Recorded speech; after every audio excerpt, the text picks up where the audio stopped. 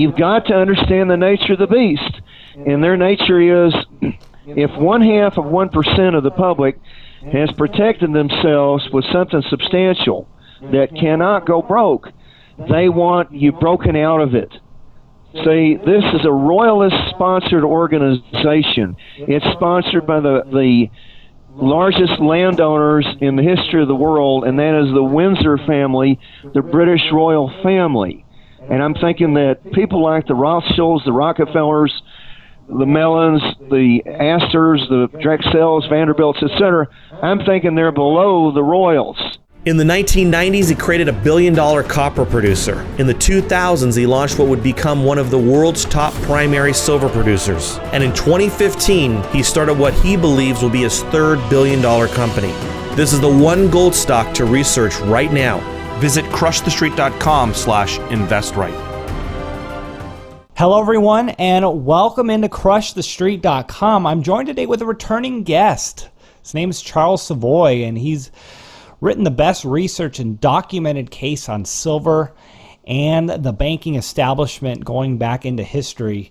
And that's actually the words from David Morgan on Get the Skinny on Silver Investing. Charles Savoie's website is silverstealers.net, and I'm looking forward to having a really good conversation about metals, the risk of confiscation, and the reality of central bankers stealing the wealth of the people in the event of unprecedented circumstances, and the unprecedented circumstances that we're facing with debt out of control and a deflationary crisis that is certainly about to hit. So Charles, thanks for joining me today. I'm always happy to help. Well, Charles, let's start off with this. Let's start off with government nationalizing metals and confiscation, and the reality that this actually did happen in 1933, and the government stole people's money. So I got to ask you, what is the risk of something like this happening in 2016? Actually, I think 2017 would be more the time that we could start worrying. I don't see the predictions of some people that Obama is going to barricade himself in the White House as coming true. But yes, there's a history about the government taking gold. It took gold. Franklin Roosevelt, Executive Order 6102, soon after he came into the White House. And I've seen an error, a major error at a lot of websites, and there was one website that was willing to correct the error after I pointed it out to them, and none of the others are corrected, and that is, they say, well, gold was taken, but silver never was. Absolutely untrue. I'd bet every last nickel I have in the world. In fact, I'd be willing to stand in front of a firing squad if I'm wrong. I put out something for summer 2009 at Silver Investor called Metals Confiscation Facts and Prospects.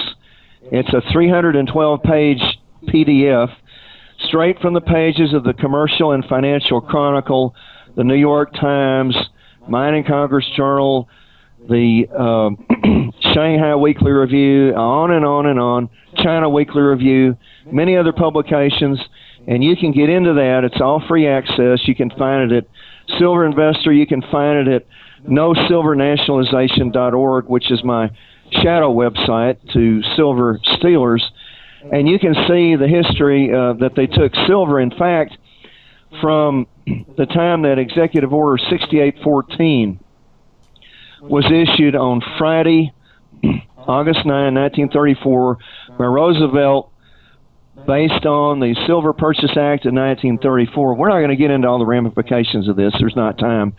But from August 1934, inclusive to February 1937, 113,031,000 ounces of physical silver was the tally that the government collected. And there's no point in saying that, well, they didn't go door to door, blah, blah, blah. Yes, that's true, but the fact is they relied on a fear campaign in the media to scare people into compliance.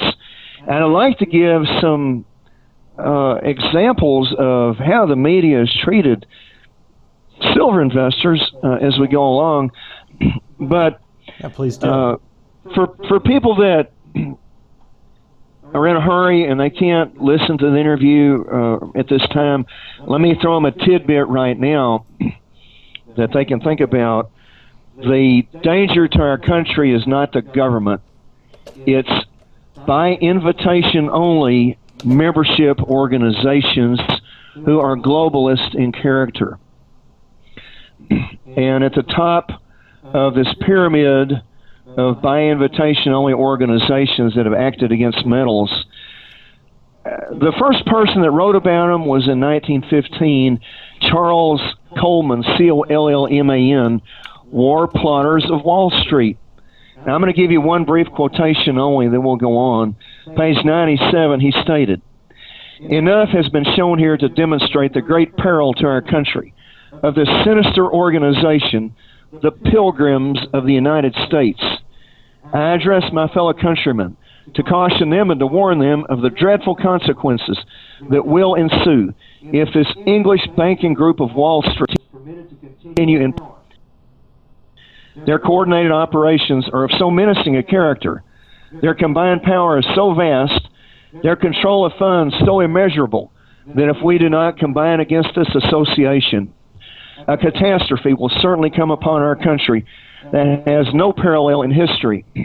Now, this group came out of the wills of Cecil Rhodes, the diamond and gold cartel organizer in South Africa. Most people are familiar that he created the Rhodes Scholars. That's a treasonous pro-British group that's trying to bring our country into the British Commonwealth.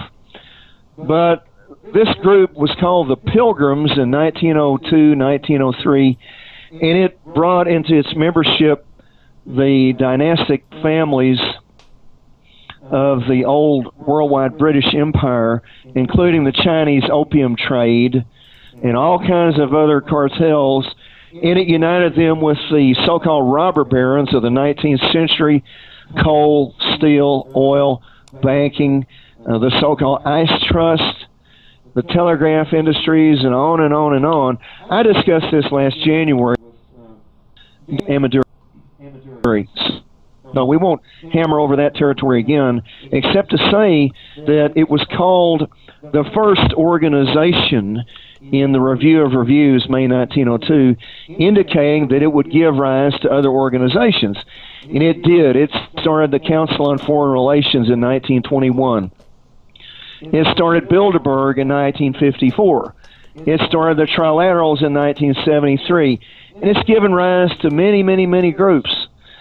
So here's an interesting quote from an article called Our Monetary Crisis and Gold by P.L. Graves, Jr., who was research director in the 1940s for the Republican National Committee. He later became a libertarian, and in the Mining Congress Journal, February 1962, page 115, he wrote, "They do not want Americans to be free to own gold, and we're not free unless we can own gold. If we are to remain free, we must regain the right to own and use monetary gold, and never again let politicians print money. That would quickly put an end to the spending policies. But that is probably not the way we're going to go. Nobody knows the future, but history indicates that they will create an emergency of one type or another and go into controls," end quote. Now, the Silver Purchase Act of 1934, June 1934, was in response to the Great Depression, and it was also in response to the Western silver miners who were devastated during the Depression, probably worse than any other industry in the country. And a lot of people don't know. They think the Depression was caused by the crash of 1929. Absolutely not. What that did was that stripped people of their savings, but they still had employment after that. Depression is defined as lack of jobs. So what caused the lack of jobs, and I discussed it in January, but just to briefly recap, was when the British dumped so much in a British India, starting around 1927, onto the world market, it collapsed the world buying power of silver, and at that time we have large export industries to the Far East, and it killed the purchasing power of the Far East, of India, China, and the other countries over there, and they couldn't buy, for instance, our textile exports or that of the Lancashire textile district in England. It caused severe unemployment. So here's something out of the New York Times, December 24, 1933, Section 4, page 4. U.S. Senator from Pennsylvania David A. Reed, who was a trustee of the Mellon family-controlled University of Pittsburgh. We had a Treasury Secretary named Andrew Mellon. He acted against silver in the 1920s. Anyway, he called silver inflationary, and he denounced what he called the frenzied silver advocates. And Newsweek, August 18, 1934, page 29, quote, using the right of eminent domain and confiscating or nationalizing the silver, Treasury officials could legally set any price they desired. Well, a lot of people say, well, you know, it wasn't a confiscation, it was a nationalization. Excuse me, folks. When they took it, it was a nationalization, but it became a confiscation when the public was done out of the gains that they would have realized if they would have been allowed to continue holding it, because the world price of silver soared by 40% shortly thereafter. And the price was set at 50.01 cents per ounce on hard silver turned in. The domestic miners got paid 64.64 cents an ounce. There was a 50% tax on silver transactions, and that sent futures trading north into Canada. The transfer tax persisted until June 1963. And then the COMEX started suppressing prices. In 1971, the governments of Peru and Mexico complained about the low silver price on the COMEX. Charles, let me jump in right there. When you're talking about silver confiscation, I mean, you're making the case that it happened and that it can happen again. Now, as a pundit, let's say, I'll play devil's advocate here for a second. Many say precious metals are just a sideshow. The government doesn't care about it. The Treasury doesn't care. Central banks don't care about precious metals or confiscation. And at these prices, maybe the confiscation of gold or silver would be meaningless for governments and central banks. But I would imagine if they did confiscate it, it would be because they think it's going significantly higher. And I just want to kind of throw that out there and allow you to continue with what you're saying, but kind of address that, the fact that, you know, many people are saying that precious metals are a sideshow, and it's such a small dollar value that governments and central banks won't care about. But see, here's the thing. We know that the price has been capped at outrageously low levels for a long time. And the fact is that with a worthless dollar, how many worthless dollars would correspond to 1 ounce of gold or 1 ounce of silver or even an ounce of copper? You know, we had actually a trimetallic monetary system. We had copper coins. Now we can't even maintain a zinc system. With the bastardized pennies that are in circulation since the early 1980s. But for one thing, let's say that the price of gold and silver never rose over current levels. But, of course, they're going to drastically rise. But you have to understand the nature of this beast, okay? Now, I did a series called Silver Squelchers, which is primarily an SGT report. It's at a few other sites. An extensive series which is a supplement to the Silver Stealers, Meet the World Money Power, etc. Other articles I've written about this Pilgrims organization. You've got to understand the nature of the beast. And their nature is, if 0.5% of the public has protected themselves with something substantial that cannot go broke, they want you broken out of it. See, this is a royalist-sponsored organization. It's sponsored by the largest landowners in the history of the world, and that is the Windsor family, the British royal family. And I'm thinking that people like the Rothschilds, the Rockefellers, the Mellons, the Astors, the Drexels, Vanderbilts, etc., I'm thinking they're below the royals. Now, I don't have to prove that, because the fact is, it doesn't really matter who's on top because their intentions toward the world are not any different. But they can't sleep at night thinking that there's somebody out there that they haven't broken down to zero. And they will not leave that alone, see? Yeah. Well, I mean, would you assume that if they did nationalize precious metals should skyrocket as a symbol for what is going on? In addition to all the other reasons why they should go up, that would be like a kind of a nail in the coffin for precious metals. And, maybe that's the wrong analogy, but a symbol that a trigger for precious metals if they did get nationalized. See, Kenneth, they know that there are problems attendant to nationalizing. It isn't just we're going to roll over and play dead kind of thing. There's that what you just pointed out. There's other problems. And President Madison said something that we should hear again today, and that is this: where an excess of power prevails, property of no sort is duly respected. Now, after Executive Order 6814 grabbing silver, no, pardon me, that was before then, on January 31, 1934, U.S. Senate document number 173, and I've got a piece on that. It's called Hoarders of Silver, and it actually listed people that were holders of physical silver and silver futures contracts, on and on. And this became so detailed as to people turning in silver that Commercial and Financial Chronicle, January 5, 1935, page 46, showed that 540 ounces of silver were turned in the previous week at New Orleans. It gets extremely detailed. And the government has had a long history of what they call pegging the price of silver. In April 1935, they pegged the price at 77.57 ounces because as the years have passed, miners keep complaining, we can't profitably produce silver at these rates. And the New York Times, April 20, 1946, page 22, said, silver users demand that the price of silver be fixed at 71 cents an ounce for all time for imports and silver held by the Treasury. In other words, the operating costs of all industries are going to continue to escalate as the years pass, but the silver mining industry's costs are not going to continue rising. See?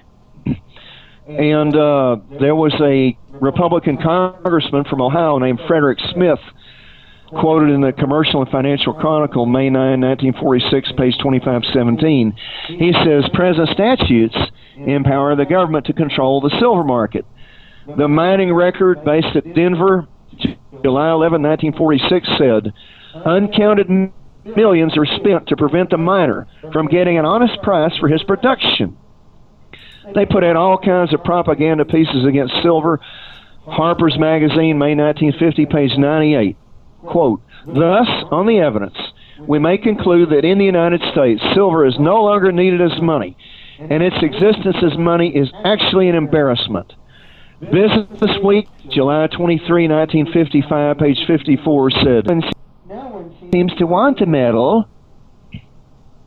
They put it like this over the years against silver. Wow. Well, I mean, obviously you believe gold is money.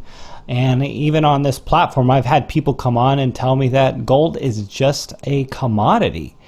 And, why, Charles, is gold money in your opinion? Is silver money in your opinion? Is it viable as money? Because people will tell me, say, hey, there's not enough of it.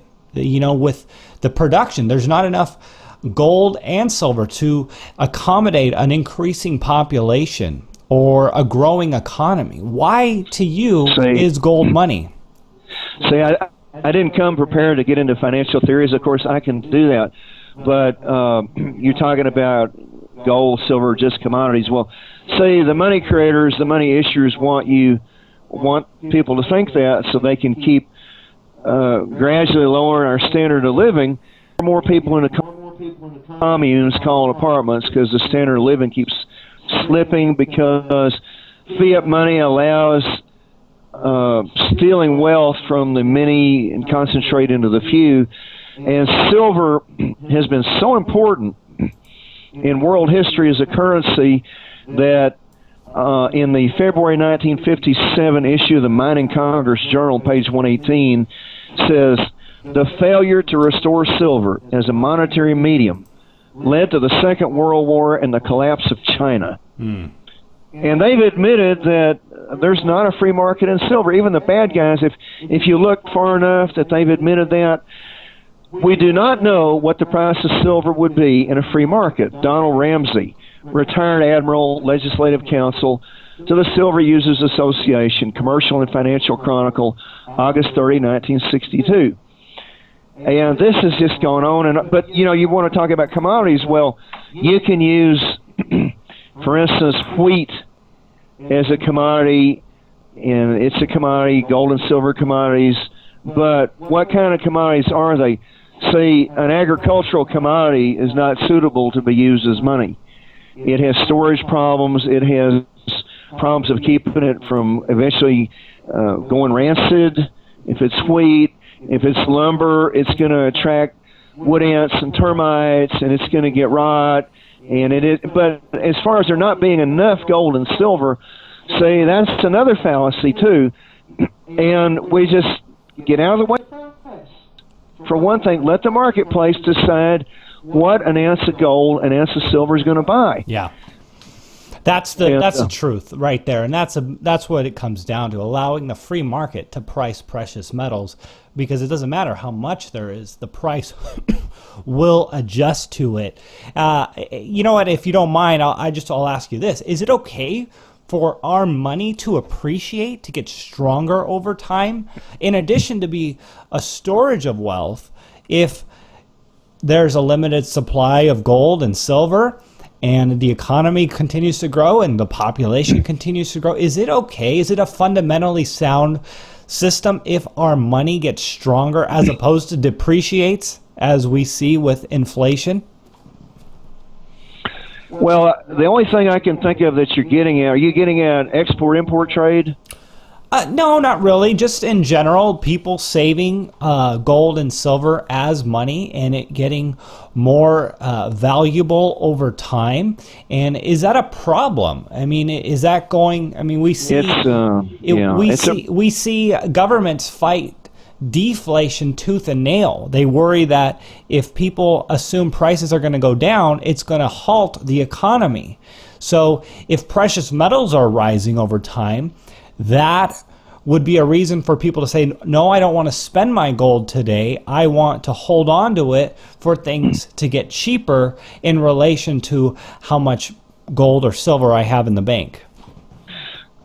Well, I don't think that people are going to view their savings gaining purchasing power as a problem, and they're not going to be able to save a portion of their wealth that they have to allocate on a day-by-day basis for food, water, electricity, and transportation, basic necessities. Good point.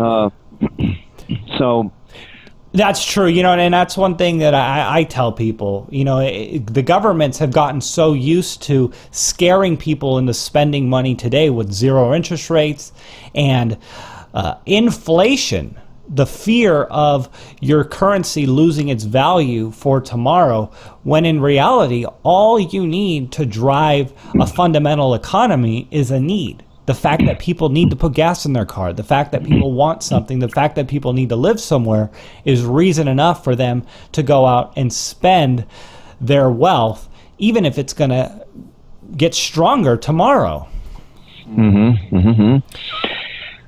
But anyway, I don't know how much time we've got here, but I want to impress on the listeners that, in my opinion, at least 97% of our financial problems trace to this nearly unknown organization in Manhattan called the Pilgrims of the United States. Now, I've found a document on GuideStar, which is about nonprofit organizations and tax returns. I found that Henry Kissinger and Paul Volcker, ex-chairman of the Fed, who led the charge to destroy the Hunt Arab silver plate, these two guys have recently been vice presidents of the Pilgrims Society. David Rockefeller, who's still alive, I think he's age 101, I think it's something from Bonanza that Joe Cartwright said, the only reason you stay alive is because no grave will have you. Well, David Rockefeller was found to be a member of this thing as of 1949. We got it out of the Astor and Tilden Foundation sections of the New York Public Library genealogical section, and that took several days of digging to find.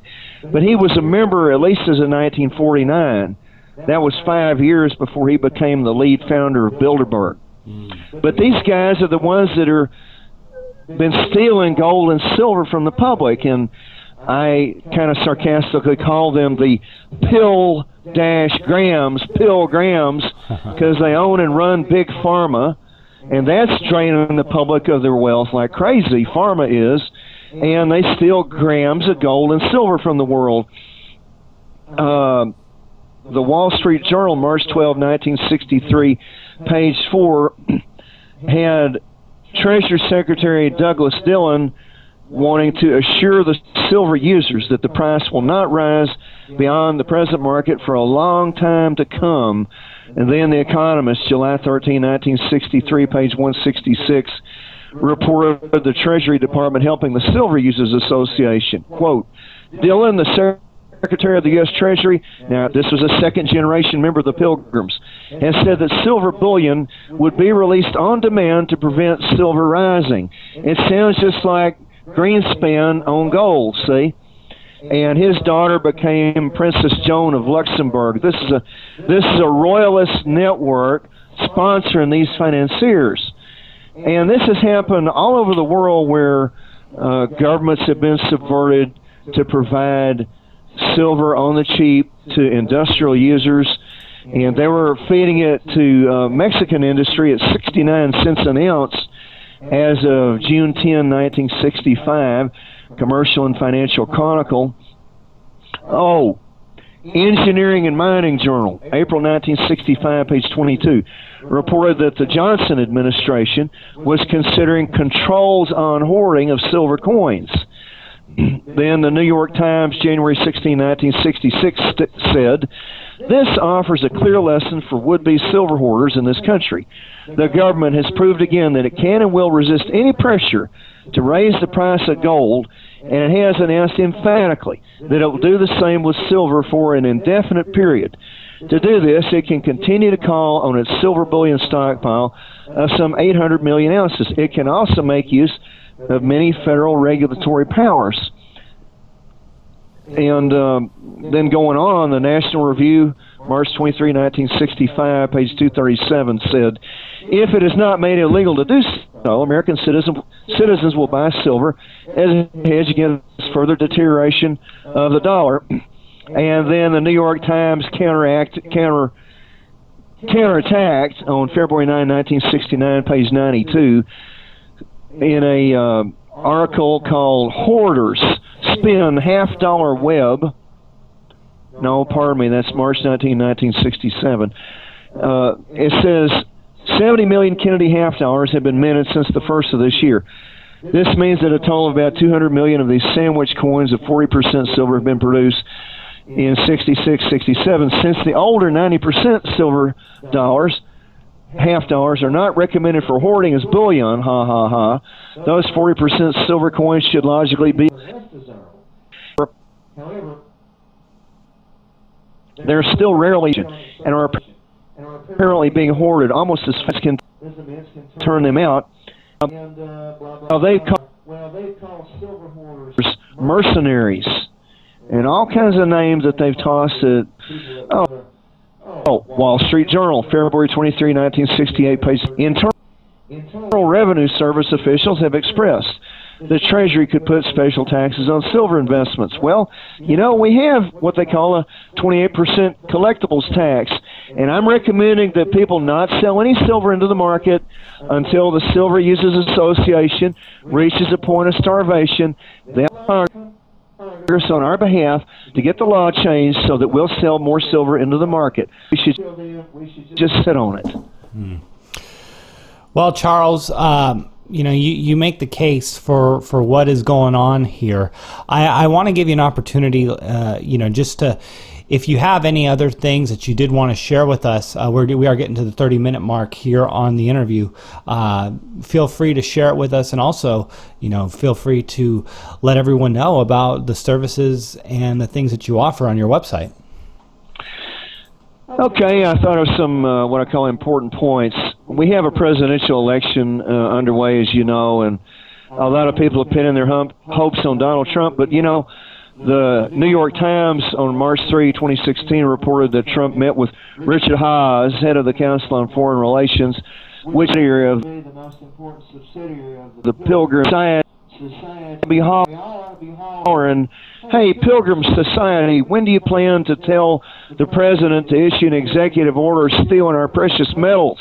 See, in February 1933, just before FDR took office, he went on an 11-day cruise with Vincent on one of his yachts, and just after FDR took office the following month, guess what? He grabbed gold. Well, Vincent Astor's ancestor, John Jacob Astor, became known as the landlord of New York because he was a dominant landowner in New York City. And he was also a director of the Second United States Bank. The Second United States Silver Stealers. They had 21 branches, and each time you'd get a paper note from one of their branches, they'd say, yeah, you can convert it to gold or silver. Only catch is, you've got to take it to the branch that's most distant to get conversion. So, getting back to Trump, he's had nothing to say about Bill being a Rhodes Scholar working to bring America back under British control. They both are brown-nosing Prince Charles, same as Obama. And according to a lot of documents I have, including the late 1969 list, all U.S. presidents become members of the Pilgrims. Now, Trump says he'll build a wall and make Mexico pay for it. Well, if that happens, Mexico will retaliate by seizing USA-related assets, and many Canadian-based miners are majority owned by U.S. investors. I will vote for Trump, hoping the wall, if carried out, doesn't cause a Mexican retaliation in the form of mine site seizures, only because I'm ready to be screwed by a Republican label and get a change from being screwed by a Democrat label. And the Republicans do tend to lower your taxes some. Now, let's talk about the Texas Gold Depository Bill. It has a clause saying the feds can't come and seize the precious metals. But the bill's wording in two sections says, quote, other than an authority of this state of Texas government can seize all the precious metals that investors place in it. What is the plan? Send names of all depositors to the police departments in cities where the said metals depositors reside. Then they go around flicking marijuana cigarettes into driveways. Then they conveniently find the purported evidence of narcotics possession, and next they say, presto, your gold and silver is forfeited due to civil asset forfeiture. I know I'm presenting a very cynical picture here, but where does it say in the bill that the state government is banned from confiscating private property? Texas is under great financial pressure due to oil and gas revenue downturn, and it may be getting more illegal immigration even than California, which costs the state money. So there's this temptation to steal from the public. You're just as wrecked if a state steals from you if the feds do it. Where is the assurance of respect for private property? I suggest to stay out of the Texas Gold Bank until civil asset forfeiture is entirely rescinded. The bill was signed on June 12, 2015, over a full year ago. The building isn't completed, and they will just wait till construction is done before going down on bended knee to the tyrannical New Yorkers and ask for the gold to be returned. No, they should have insisted the gold be returned before June 2015 was over. There are ample basements and buildings in the Texas state capital of Austin where the gold could be stored on an interim basis protected 24/7 by units of the Texas National Guard. If I can think of it, you know they can just as easily. I submit that the Texas Gold wasn't available as of over a year ago because it's been going to fulfill COMEX delivery obligations. There's a monumental stall job transfer in the way that the Texas Gold Bill is worded as to the concern. Even when we think we have great legislators, think again, and there are voices saying, well, hold your gold overseas. Oh, yeah? How will you get it into your hands at all? How can vault operators assure that another government won't be just as big a thief? How can vault operators assure their family members won't be kidnapped and used as extortion for the vault operator to let your metal be taken away? I submit that the larger the concentration of precious metal at any site, the more temptation for any government to steal it.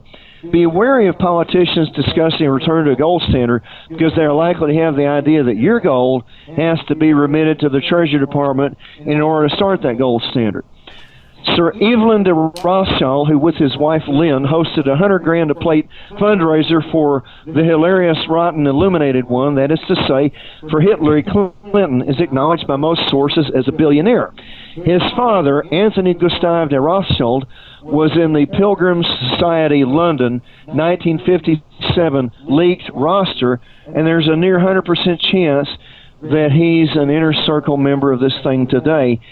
And I would ask your readers to go to silverstealers.net and familiarize themselves with who controls the gold-stealing New York Fed Bank. It's one of the headliners at the top. And also, there's something I have about Jeff is called Jonathan Frid Vomits on Silver. I sent it to a major site just before the annual Silver Summit a couple of years ago. They protected Jeffrey Christian. Longs protected Jeffrey Christian by not posting what I sent. And keep in mind now, I haven't heard from CPM Group about a lawsuit because of what I've written. Charles, you know what? I don't trust the government whatsoever, but it was really interesting for you to bring up what was going on in Texas because a lot of us in the alternative media have looked to Texas as a place of gold safety, you know, going back to the gold standard. And you point out something very, very important, that it might not be as genuine as we all would hope it to be, but rather a way for them to, in fact, confiscate the gold that we report. So, again, Charles Savoie of silverstealers.net. Charles, thanks for coming on the show with me. Well, I appreciate any opportunity to, we have to put some pressure on this Pilgrims of the United States. It's the only major globalist organization left in the world still refusing to post a roster to public view. And I'll close with one final example. They had the mayor of Rotterdam, the Netherlands, in attendance at the last Bilderberg meeting. Well, you know, one of the people that wasn't there, the Duke of Westminster, wasn't there. He's a member of the Pilgrims London. A half interest in the Wells Fargo Tower in Los Angeles. He owns major skyscrapers and real estate developments in 70 cities all around the world. His ancestors were part of the British opium trade and part of the founding of the Bank of England. And you're going to tell me that the mayor of Rotterdam is more important than the world power structure just because he's at Bilderberg and Gerald Cavendish Grosvenor is not? Yeah. That's good points there, sir. Again, everyone, Charles Savoie, silverstealers.net. Charles, thanks for the great information. Okay, always happy to help.